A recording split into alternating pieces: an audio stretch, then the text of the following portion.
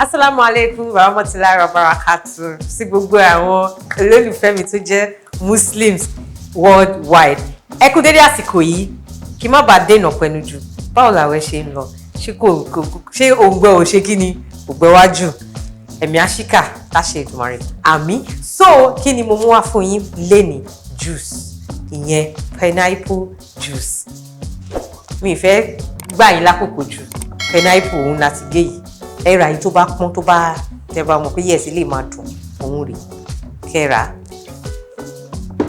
Ṣẹ̀rá àwọn nǹkan tí máa ń ṣe ń bì báyìí. Mo máa ń like kó jẹ́ pé ẹ máa ti ṣe sílẹ̀ sínú fridge yín so that tí time ìṣúná bá tó ẹ máa make sure pé ẹ ṣanwó yín dáadáa ọwọ́ mi mọ́ o.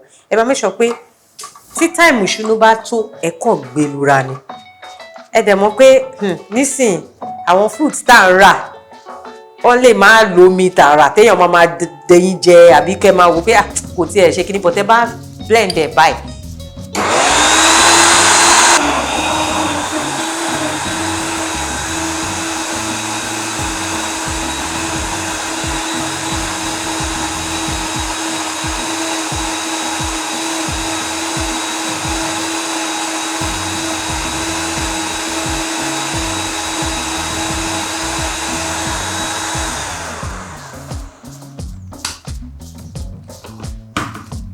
So, àti lọ pineapple wa ó ti ṣe kíni ó ti kúnná.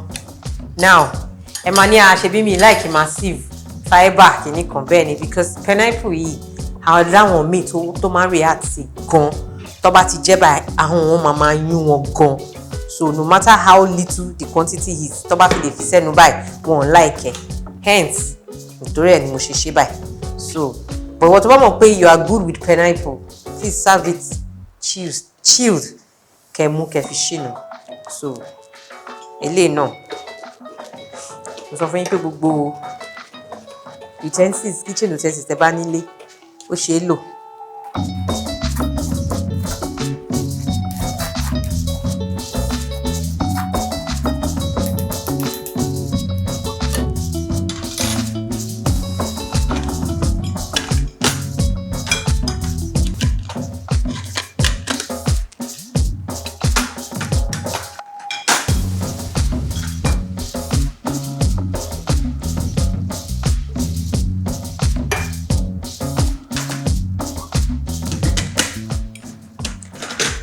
So ẹ ti rí pé mo ti dà, mo ti sieve, mo dẹ̀ ti ṣe kíni, mo ti clear bí báyìí. So gẹ́gẹ́ bí ìṣe wa, ẹ lè gbé báyìí, tẹ́ bá ti mọ̀ pé kò tí tó àsìkò, ẹ gbé báyìí kẹ́ lọ gbé sínú fridge, ṣó ti yé yín àbí freezer. But tó bá dẹ̀ pé àsìkò ti tó, ẹ ti rí pé mo ti fẹ́ ṣìnú sìn, can go ahead kẹ́ serve pẹ̀lú ice block. Mo ṣe máa ń ṣe.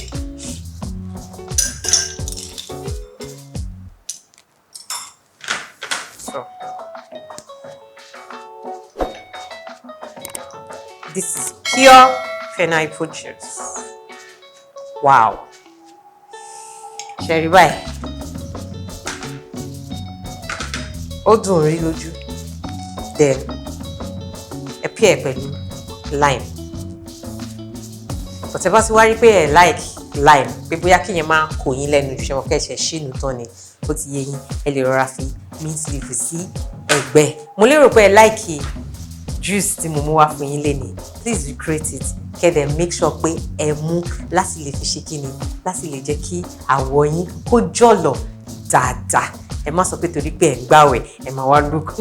Mi ò fẹ́ bẹ́ẹ̀ o. Ẹ jẹ́ ká pàdé ní ọ̀la, inshallah. Ramadan Kareem.